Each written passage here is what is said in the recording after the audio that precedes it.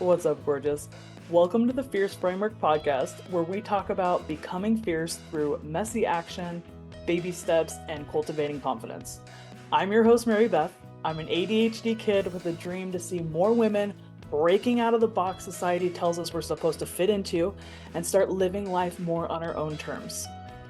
This podcast is designed to inspire you and give you practical steps to start living life aligned with your values and making regular progress towards your dreams. I believe the world benefits when you show up as your full self and you're living life lit up.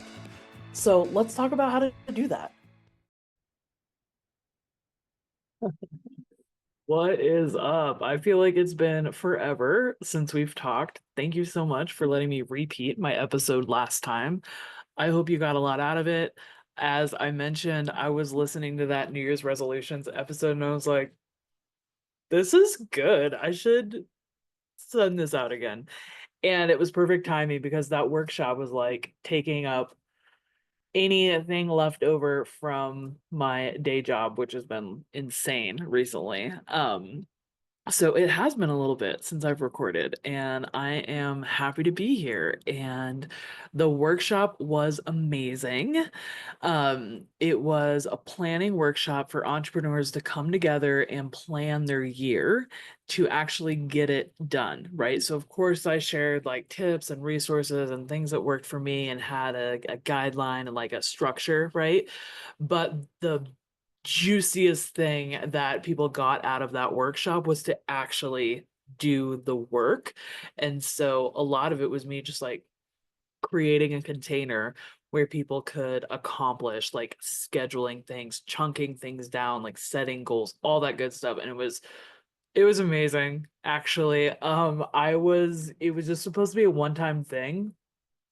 It just like was an idea that popped into my head, and I am working on allowing myself to not overthink things and to kind of go with things more recently. So like I did the vision board event, right? And now this, whereas for a lot of my career as an entrepreneur, I've been trying to be very strategic, which is very important.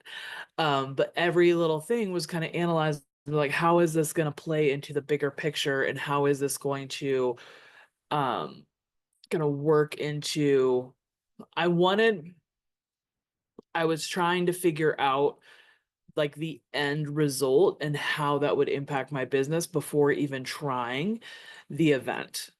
And so I had shut down like so many ideas. And kind of recently, it's been a while now, I've been thinking that I want to allow myself to just kind of be more fluid. And I think I've talked about this before, or chaotic, whichever one's more fun. And kind of just go with things, right? So the event popped into my mind and I was like, I don't, okay, like, and then I was like, it's gonna be good, right? I may not be able to see the exact like end result of how this like ties into my coaching business, and I might not be able to see like how this benefits me as a coach, but like, is that what it's about? Is that why I'm in business? Like, no, I'm in business to help entrepreneurs like change their lives so that women can live lives that light them up, right? So, and a lot of that is for us to have the like time and space and intention to figure out like what we're doing this year and setting goals and priorities so that we can make sure that our days, our moments, our weeks are adding up to the years that we want, right? And so it was interesting too, because like we got to see this in real time. Most of us had a pretty easy time setting goals for the year. Like we knew what we wanted to do, and that part was pretty straightforward. It was helped out by my friend Megs, who did a visualization exercise, which was really cool, to help us kind of like visualize and feel what we wanted our lives to look like at the end of the year. And so that was super helpful. Um, but yeah, like setting those goals, like choosing those kind of big things that we wanted to accomplish was pretty easy. And it was interesting to see there the challenge came in when it was time for us to kind of drill down and figure out like, okay, what in order to get there at the end of the year, what does today need to look like?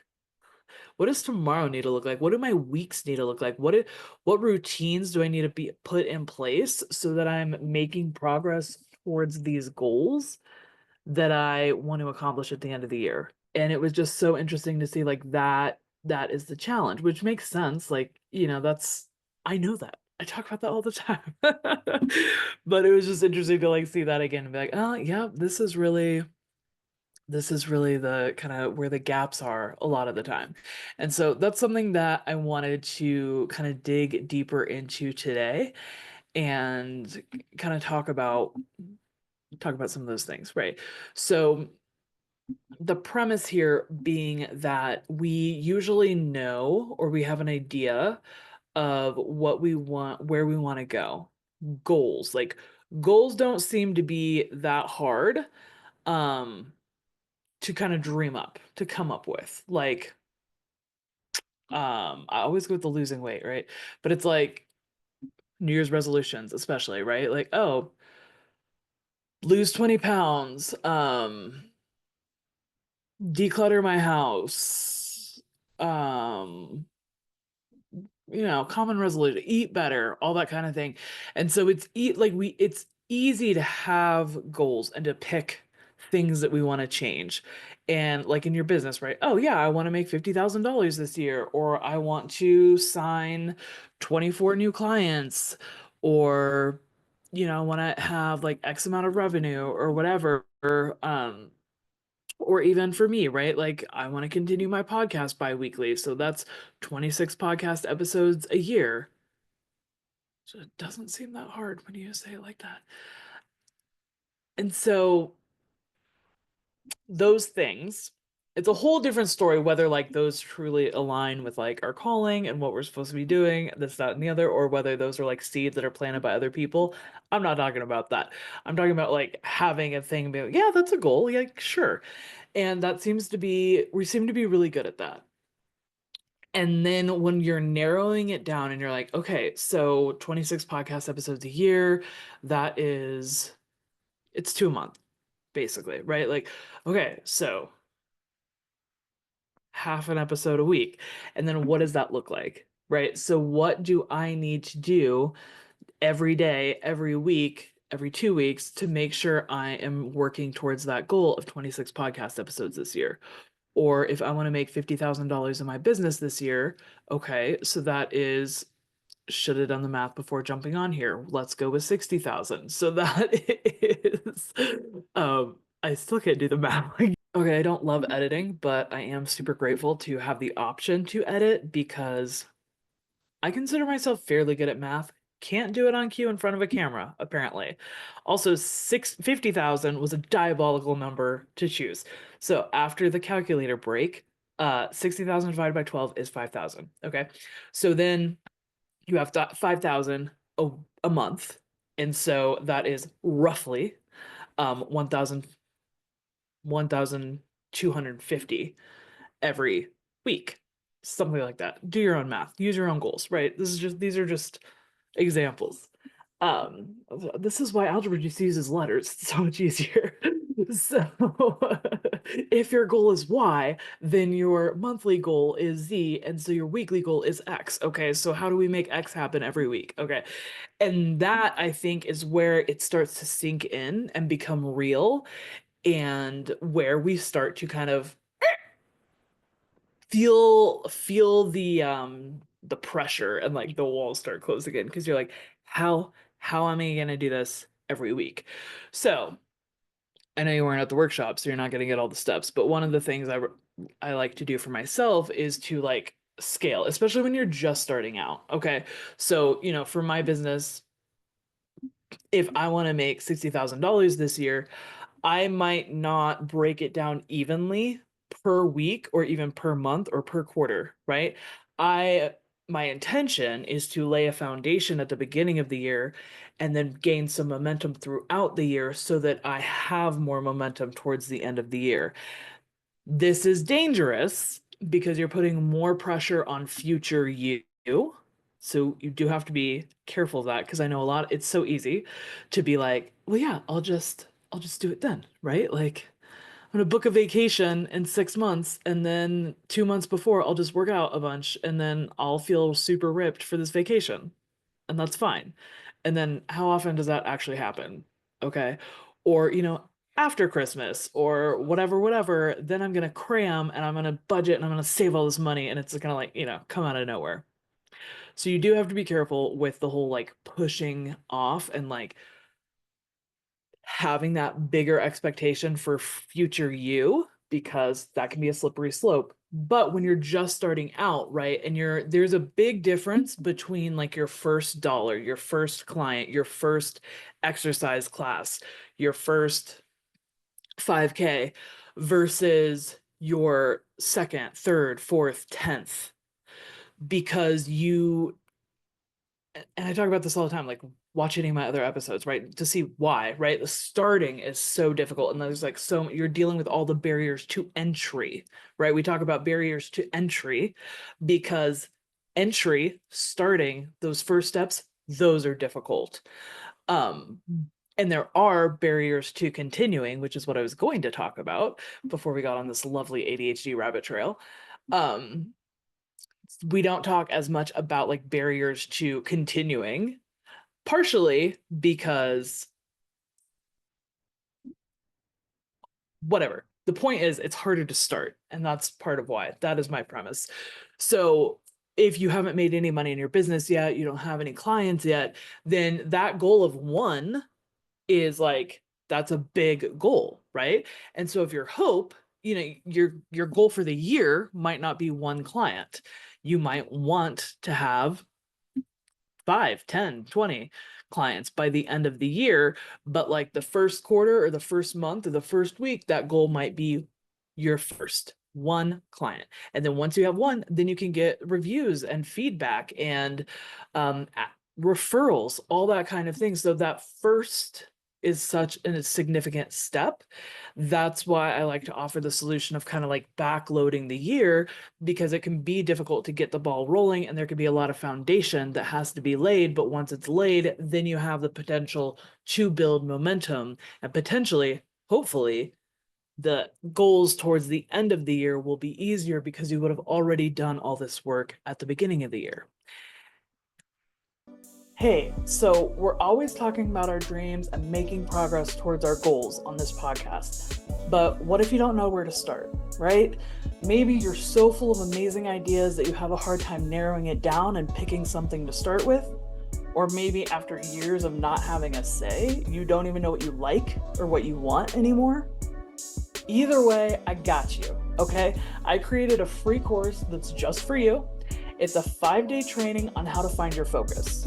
It's super easy because all you got to do is you sign up and I'm going to deliver a lesson to your inbox every day. The course is all about helping you hone in on what lights you up so that you can focus on one thing at a time and start making progress towards your dream. It's super easy to sign up. You can go to thefierceframework.myflowdesk.com/focus. I know it's kind of long. thefierceframework.myflowdesk, that's my FLO desk.com/focus. I've also got the link in the show notes, or you can always DM me at the Fierce Framework and I'll hook you up. So bringing it back to the financial goal, right? You might not split the $60,000 evenly every month of the year. You might be aiming for a lower dollar amount at the beginning, especially if these are like your first dollars. And then your goal towards the end of the year, after the word has gotten out, you've got proof of concept, you've got referrals coming in, then your goal might be higher towards the end of the year. Amazing. I don't know why I needed to go so far depth into that, but I feel like it's super helpful. Okay. It's a little bit off topic, but I do feel like that concept is super helpful because and that's why I did the workshop. Like we don't have a lot of practice breaking down big goals. Okay. And so you're welcome. I wanted to share that with you. And moving into kind of talking about how to accomplish those things, right? So now that you know, like you're when it's big and scary, when you're big, you're talking about your first dollars, right? We still want to use all the concepts I talk about all the time, messy action, baby steps, and cultivating that confidence, right? So that's part of why it can be strategic to break down and kind of make those goals at the beginning of the year or towards the beginning of your journey smaller. If I don't have any clients, then my first baby step is not 10 clients. My first baby step is one client because we want a baby step. We don't want a huge, unachievable goal. Now, what I really want to get into, which I think is like so juicy, is the downside of baby steps, essentially. Because what I noticed in the workshop when we're looking at these big, shiny goals, and we're like, that's what I want to do, right? I want, 20 clients by the end of the year, $60,000. Like, I want to take a vacation. Like, I want all these things. We have these goals and they're amazing. And then you look at breaking things down, you're like, okay, so 60,000 is 5,000 a month. Okay. And then that's, like a 125, 1,250 something every week. And then it becomes real. You're like, oh, like I need to figure out how to make $1,000, over $1,000 in my business every week. What does that look like? Right. And then if you have money coming in, you can look and see like, okay, I have, X amount of sales and I'm busting my butt and I'm making $500 a week. So how am I going to double that? What? And that's why breaking it down is so important, because then there's a couple things, right? Maybe the goal could be modified, where it's like, that is going to take more time and energy and dedication than I'm willing to do right now. Maybe you have a day job, maybe you have a family, right? And you're just like, I'm not willing to invest that much in that goal right now. And that's okay. I think that's something like we don't talk about enough. When you start realizing like how much that goal is going to take out of you, do you really want that goal? Here, let me tell a personal story. I have been plus size my whole life, okay? And I went through a phase, I think I was early 20s, of course, where I was like, I have to lose this weight. Like it's crazy. I was so tired of being fat and I was like working to accept my body and I was like, I want to lose weight. And so I started working out twice a day. I was lifting weights in the morning, I was doing cardio at night, shout out Zumba. The big like game changer, okay, because it's dance cardio, it's a freaking party. That's the thing that got me in the gym anyway. And I was counting calories and yeah, so I was tracking every single thing I ate. And then I was working out twice a day. So I was going to bed super early so that I could be up at the gym before work. And I lost a ton of weight. I don't even know how much. Um, and I was gaining muscle, and like people are asking me, like, oh, what are you doing? And I was like, I'm just working out and eating less. Like, like all the research says to do. Um, but it was what I was doing. Like I was working and then I was working out and then I was counting calories and it was like consuming my life. Like that was all I did. I didn't really go out with friends because it was like, oh, then I have to deal with like the food situation and like I don't want to go, at a restaurant or go out or whatever and then be like the awkward one, which this is a whole separate thing that we should work through as friend groups, but like I don't want to be the awkward one who's like not eating. And like I don't like relying on my self-control in situations like that. It's like you can, but it's like, it's easier to just not go. And then I have to be to bed early anyway so that I can get up early for the workout, like nah. And so I realized like that's all I'm doing. And of course it was a relationship that derailed it. That's a separate conversation. But I I got into this relationship and I was like, I don't have time for both. And so it became a lot more moderate, which was better, right? So then like we would work out together once a day and we would eat reasonably, but I wasn't counting calories. Like I wasn't tracking every single thing. I wasn't obsessed with it. And I think I stopped losing weight, but I was like maintaining. Anyway, you don't need all the nitty ditty details. Welcome to the shit show. I'm so glad you're here. How are you doing? Are you okay? Maybe you should get some coffee. Like, I don't know. Are we on the same level? I'm fighting for my life. Uh, it's like a personal story. You can tell the outline was like real sparse today because I was like, the past couple episodes, I feel like I've just been looking at my notes too much and it's bothering me. And I just want to be like more real. Plus, my energy is totally different when it's like scripted, which I've never scripted a podcast episode. No one has time for that. Make it easy. I like to practice what I preach. Um, what I realized, and what I want to use this story to illustrate, is I realized I didn't want that goal. I didn't want to live the life and put in the work that it required long term to continue losing weight. I didn't want to. And then after, throughout the years, like I've had different goals and like I haven't even been to a gym in like forever now. And like you can tell, and that's fine. I've also accepted my body a lot more than I used to, and that's been an amazing journey in itself. So my point is like when you get down to the nitty-gritty and you see the time and energy and work, effort that this goal is going to take, and if you look at that and you go, actually, maybe I don't want this goal right now. There's nothing wrong with that. And I wanted to bring that up because I don't think that we talk about it. Because like that is not giving up on yourself. That is work-life balance. That is making sure your priorities are in order. That is making sure that your goals fit in with your values and the things that are important to you. Yeah, I wanted to lose weight, but I didn't want it to be my entire life. I didn't want being smaller than I used to be my identity. Like I wanted to have a good time. I wanted to have a relationship. I missed hanging out with my friends. Like I missed not counting calories. Like I think I'm still traumatized from that, okay? It's just not for me. And that's fine.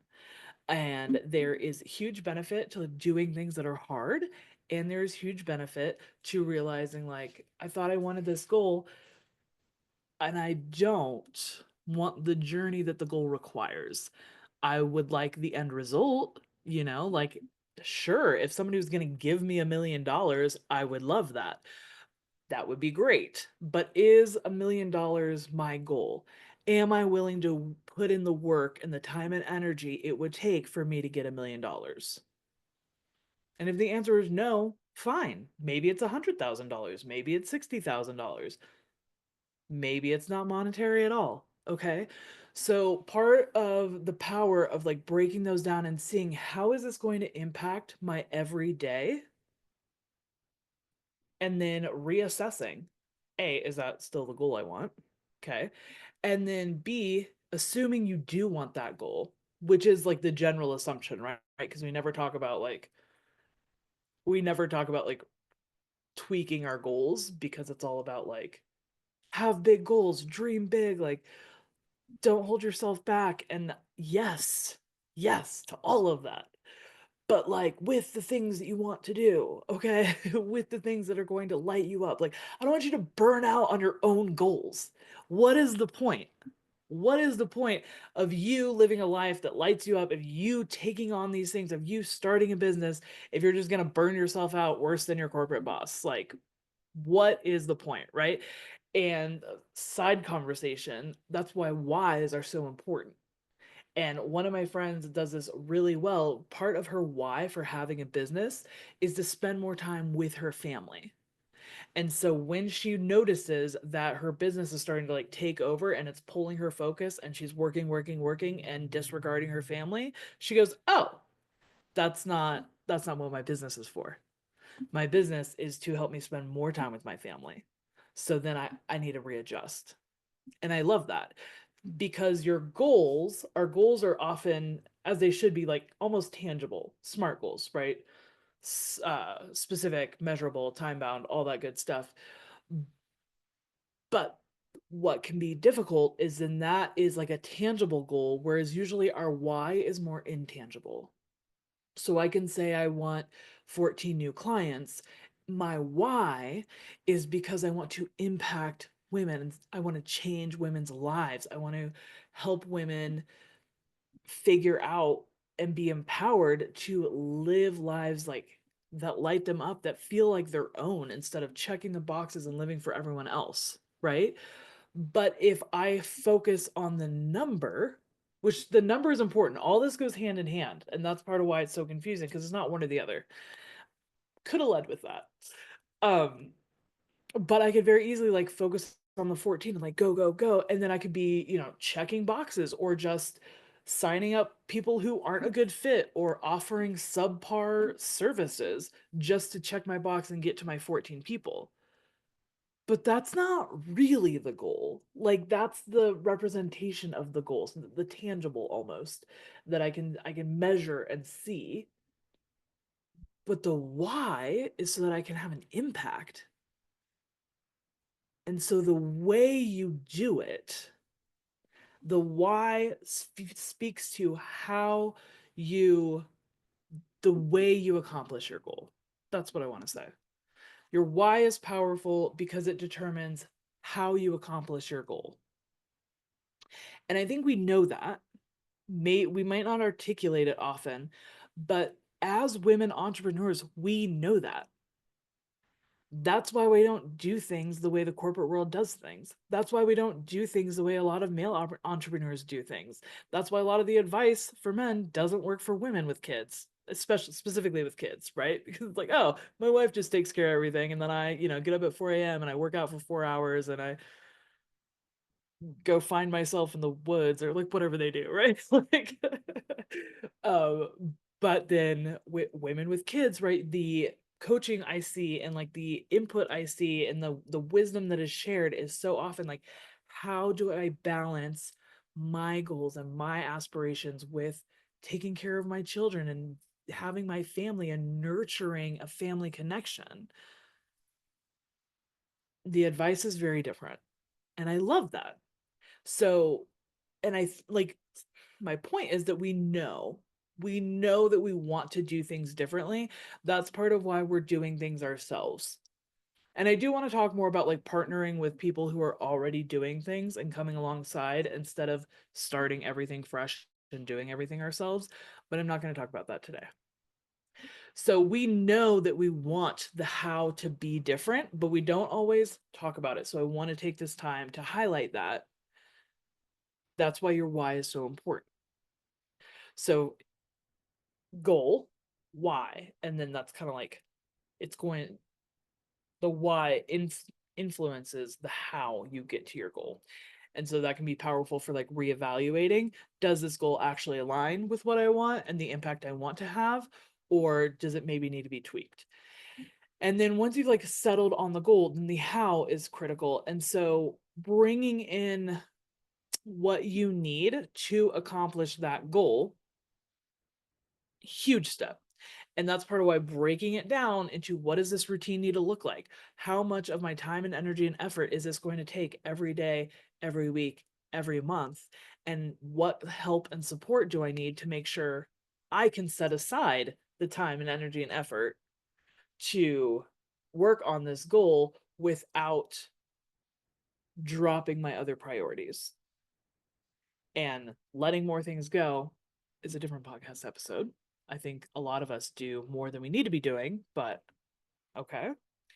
Assuming you're not doing anything extra, what help, what support, what can you bring in so that you're able to put in that work to accomplish your goals? Hey, so we're always talking about our dreams and making progress towards our goals on this podcast. But what if you don't know where to start, right? Maybe you're so full of amazing ideas that you have a hard time narrowing it down and picking something to start with. Or maybe after years of not having a say, you don't even know what you like or what you want anymore. Either way, I got you. Okay, I created a free course that's just for you. It's a 5-day training on how to find your focus. It's super easy because all you got to do is you sign up, and I'm going to deliver a lesson to your inbox every day. The course is all about helping you hone in on what lights you up so that you can focus on one thing at a time and start making progress towards your dream. It's super easy to sign up. You can go to thefierceframework.myflowdesk.com/focus. I know it's kind of long. thefierceframework.myflowdesk, that's my FLO desk.com/focus. I've also got the link in the show notes, or you can always DM me at the Fierce Framework and I'll hook you up. I don't know if you remember this, but several minutes ago, I was talking about the downside of baby steps, and that's where we're going. That's where we're going. So you break down the goal, the big shiny goal, into boring routines and redundancies and like day in and day out, the action steps it takes to get to your goal. Because every day, every week, those are the steps that create your year. Those are the building blocks of your year. Every day is one block in that Lego castle of what your year is going to look like. And so when I'm looking at like a typical day, am I getting myself closer to my goal of what I want my year to look like? And the downside of baby steps, the upsides, there's so many upsides. I love talking about baby steps, talk about it all the time. So, but the downside is they're so small. They're so small. Sometimes they're almost unnoticeable. They're certainly not noteworthy. They don't feel celebration worthy. They can feel dull. They can feel burdensome. They can feel insignificant. They can feel so insignificant to where it's almost like, why do I even bother? And that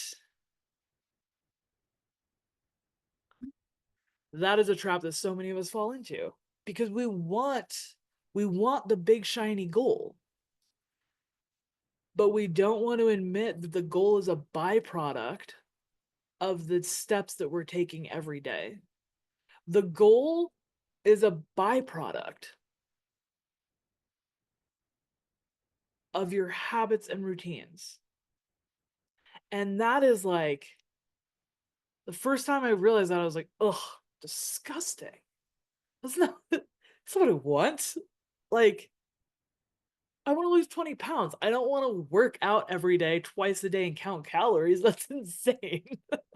Who would do that? And it was like, it's fine for a limited period of time, or if that really is a goal. Okay. For me, I was like, did it for a few months, lost some weight. Great. Check that off the list. I don't want to keep living this way. Um, and so I think that like we can get into the, well, and I've shared before, right? Like with the podcast, I want to have a podcast. That's the goal. But oof, is it a struggle to sit down in front of the mic and record a podcast? Girl, yes, no idea why. I know why. I journal about it. But like, doing the things, the boring steps, the redundancies, the hard parts, that is literally the work of getting towards your goals, though. Reaching out, offering your services, asking for the sale, finding people who would be a good fit, having conversations with them so they know that you would be a good fit, or confirming, right? All those boring things, posting on social media so people know you exist, networking so people know you exist. Those boring things, those are the steps towards getting your clients, right? You're not just going to wake up one day and have your 12 new clients. I'm not just going to wake up one day and have $60,000 in my bank account. Although, if that's an unknown box on the bingo card, I'm not saying no, right? But right? So it's the boring, like, okay, I have to make $1,000 this week, and then next week And then the week after that, if I want to end up with roughly 60 at the end of the year. It's not shiny. It's not fun. And then you break it down even further, right? Okay, what your products, I don't know, $100, right? So you have to sell 10 of those a week. You sell one, it's $100. Like, so the baby steps break it down to where it's manageable, but then the problem is we don't celebrate them because it's too small. We write it off. It's too small. It's not enough progress. It's not enough progress to matter. It doesn't matter. It's not significant enough. And that's bullshit because that is the thing. That's the meat of, sorry to any vegetarians out there, but like that is the meat of like what that's the stuffs. That is the stuff. Every little baby step, the boring things that you every time you don't give up, that is the step towards the goal. Okay. So I want to encourage you to do the boring shit. Break down your goal and see what does that routine look like? What does this look like every day? Because expecting that can be so helpful, right? Like I've talked about this before, but like we know theoretically that we're not going to be an overnight success. We know that's not how things work and then that's statistically improbable, but we don't necessarily know what the alternative is. I will tell you. The alternative is taking consistent, messy action, baby steps, continuing to be courageous and building that confidence and keep doing the thing over and over and over with little to no external recognition until you have built a foundation, until you have built momentum, until you have built what you're doing and you finally start seeing results months, years down the road. Dig into the stories of successful people and see how many of them spent years of work with no payoff, no reward, no shiny goal accomplished, just ticking off the steps toward their goal day after day, week after week. It's very boring. It's very boring. It's redundant. It feels like a waste of time sometimes, but you're doing the work. So I want you to take that big shiny goal and I want you to break it down so you can see this is what every day, every week is going to need to look like in order for me to get to that goal. And then I want you to recognize every time you take a baby step, every time you post a post in your social media, oh my gosh, strategy, there we go, that doesn't get any likes, but you did your part. You posted the post, you're following your strategy, you're being consistent. You didn't get any likes, didn't get any comments, didn't get any shares. You can't control that, but you can control you taking the baby step. So I want you to celebrate that. Anytime you ask for a sale or you reach out to someone and see if they would be a good fit for your services and they say no, you're doing the work. I want you to recognize that. You can't control, you can influence, but you can't control whether they say yes or no. What you can control is, did you reach out? Did you offer your services? Did you explain how you can help them? You did your part. You can't control the payoff so often. And it's hard because our goals are generally around the payoff, right? We want the result. We don't want the process, but the result is a byproduct of the process. So you have to commit to the process. And then you are the one who has to celebrate yourself and recognize your progress and pat yourself on the back or buy yourself a little treat or like whatever it is to encourage you to keep going. And that's part of why entrepreneurship is like the biggest self help, self development industry there is, because you have to work through this shit as it comes up and you're like, this is fucking hard and this feels like a waste of my time. And why do I record a podcast every other week when two people listen to it? I don't know. Why do you? Why do you? What is your why? Oh, because you said you wanted to change people's lives and give people tidbits and input of like what has helped you, are you not doing that? Are you not doing that?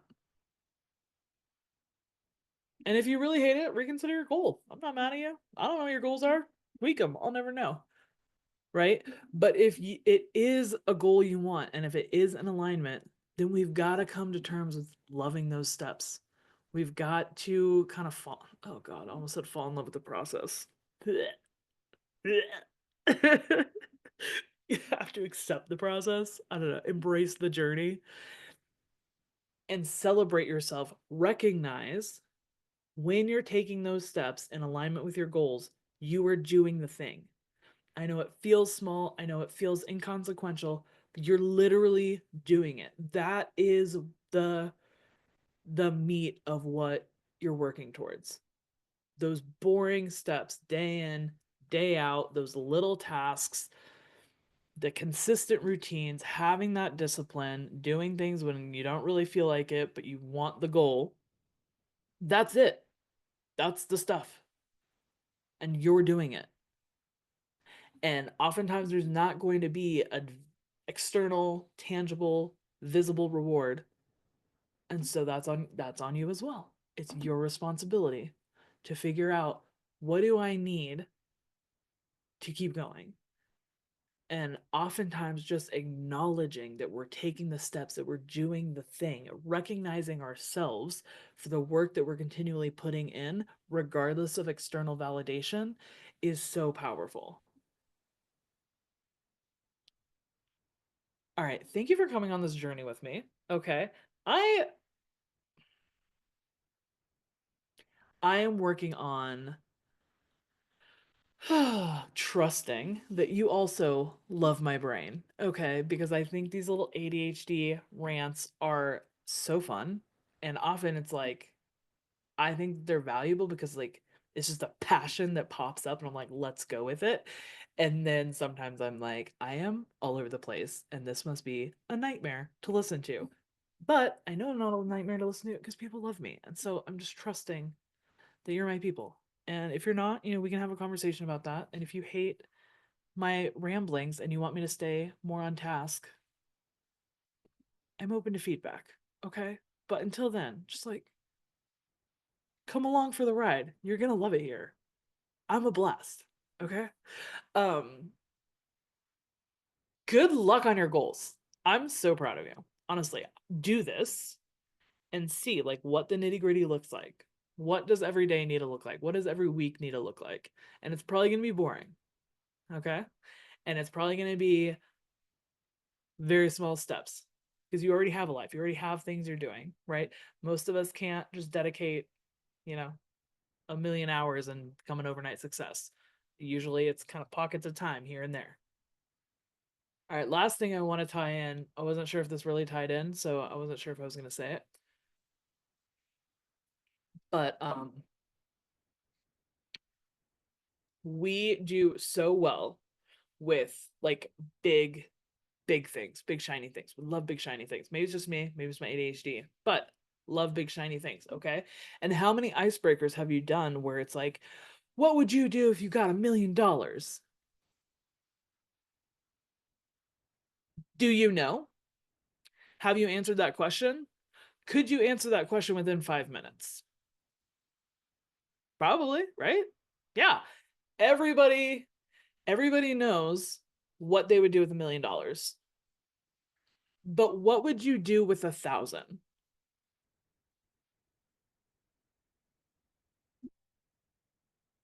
What would you do with 1,000? Or maybe 100? Like a a good amount, but not really life changing. I'm gonna stick with 1,000. I was like, maybe my privilege is showing. But it's like that's a great chunk of money. But like that's not really going to I can't retire on that. Uh Not to throw myself under the bus, but I can't pay off all my debt with that. Um, I could go on a trip, but it probably wouldn't be like a once in a lifetime trip. I could give some away. I could give it all away. would it really have an impact? And so that question is what part of what prompted me wanting to have this conversation with you, because I think we do that a lot and we kind of write off the opportunities that we have and the progress we've made as not enough. And yeah, there's a huge difference between $1,000 and $1,000,000. But what if you get that $1,000,000 in chunks of 1,000? If you got that $1,000,000 spread out in chunks of 1,000, would you spend it the same way you said you would spend 1,000,000? I wouldn't. Not initially. I had to have like a whole journaling session about this. I was like, oh shit. $1,000 just dropped in your lap. That's still money. Why would you spend it differently than you would the million? Why is that insignificant? I'm just gonna leave you with that. Journal on it. That's what I did. I was like, oh, okay. So I hope that helps you. Um, yeah, it's those little things, and it's bringing that into alignment, right? That one podcast episode because you want to have a podcast. Okay, nobody listened to that podcast episode.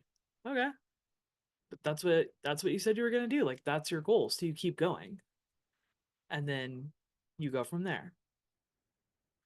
I'm gonna stop talking. You're doing so great. I'm so proud of you.